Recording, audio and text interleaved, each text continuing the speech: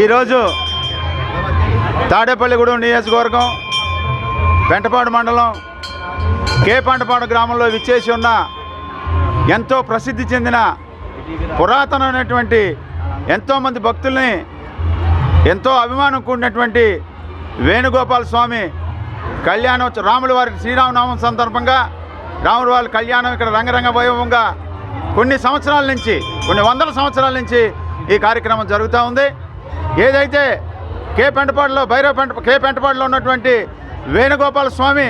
ఎంతో ప్రతీక్ష చెందినటువంటి ఎంతో అందరితో ఎంతో ఏదైతే భక్తులు కోరికలు కోరుకుంటారో ఆ కోరికలన్నీ కూడా నెరవేరే కొంగు బంగారంలాగా ఆ కోరికలన్నీ నెరవేరే వేణుగోపాల స్వామిగా ప్రసిద్ధి చెంది ఈ రాష్ట్రంలోనే కాదు, ఈ నియోజకవర్గంలోనే కాదు,